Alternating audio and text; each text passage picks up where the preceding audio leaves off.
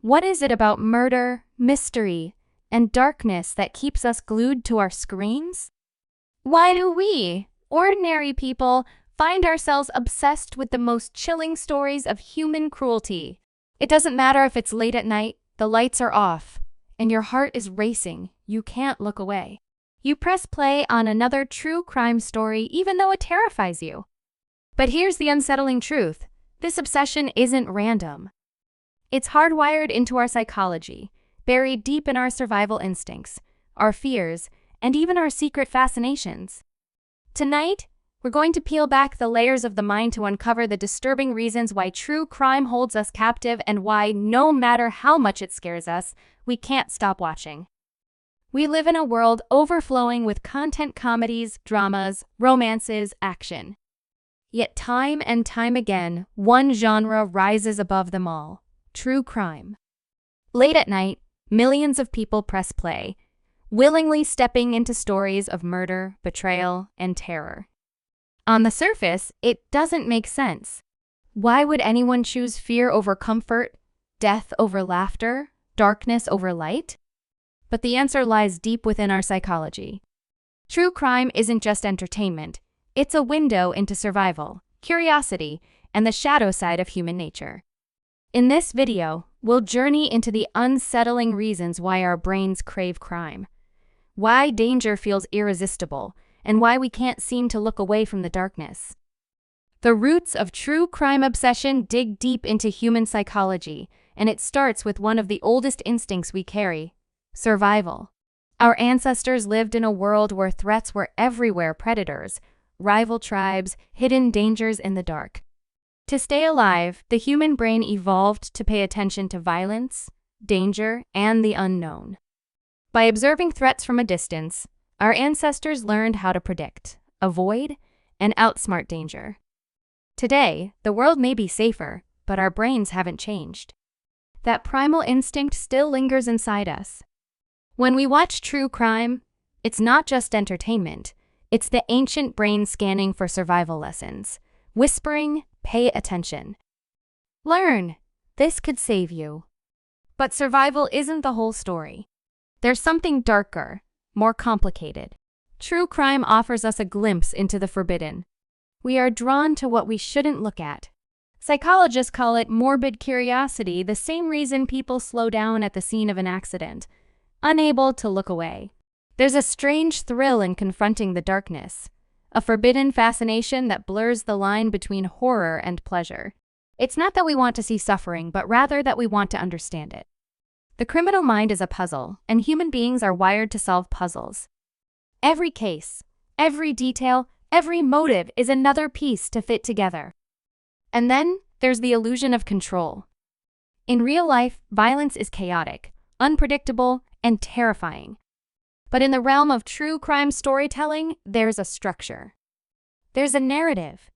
We know that the killer will eventually be caught, or that the mystery will unfold before us with clues and explanations.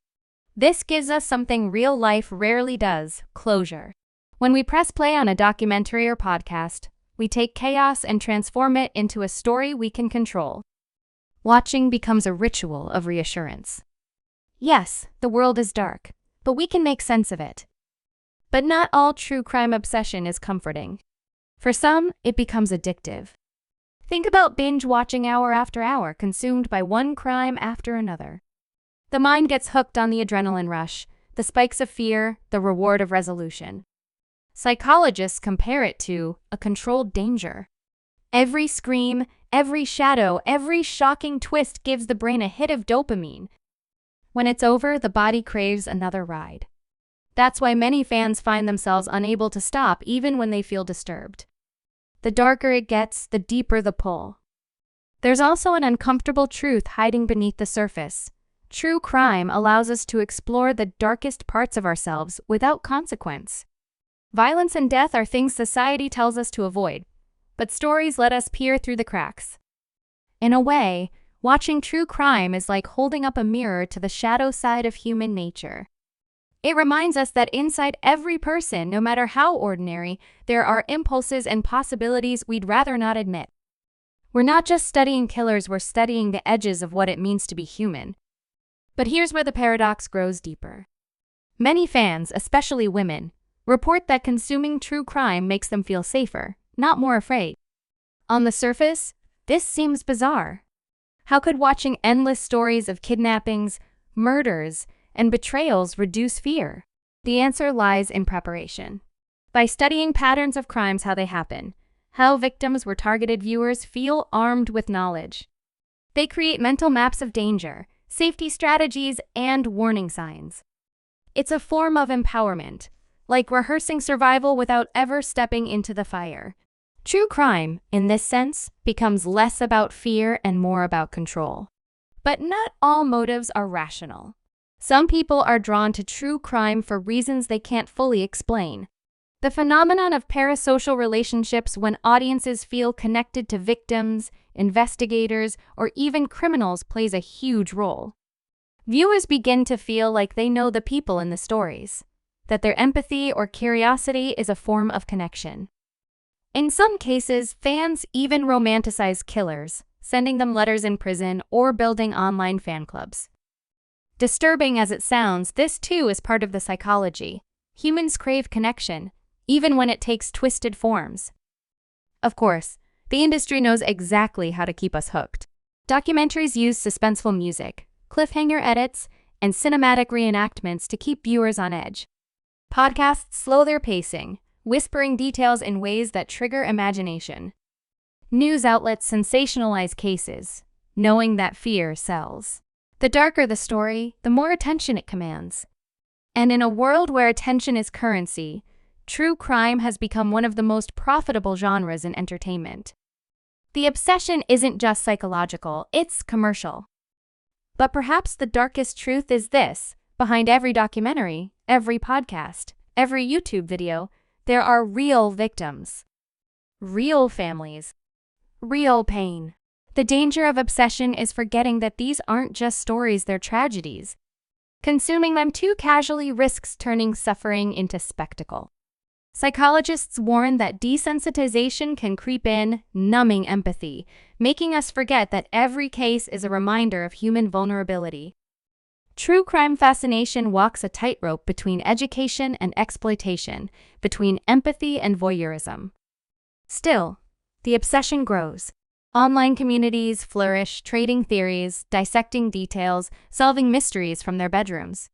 And sometimes, this obsession leads to good. Amateur sleuths have helped crack cold cases, podcasts have reopened investigations, and documentaries have exposed injustices. The same curiosity that keeps us watching can also drive change, proving that even in the darkest places, light can emerge. So why can't we stop watching true crime? Because it feeds something ancient inside us: the hunger for survival lessons, the thrill of danger, the fascination with the forbidden. It terrifies us, yet comforts us. It disturbs us, yet teaches us. It forces us to stare at the darkness of the world and, in a strange way, find light in the knowledge it gives us. But remember, behind every documentary and podcast are real victims, real families, real lives forever changed. True crime is more than just stories, it's reality, raw and unfiltered. And maybe, just maybe, the reason we can't stop watching is because in every case, in every mystery, in every shadow, we see a reflection of ourselves. The darkness isn't just out there, it lives within us too.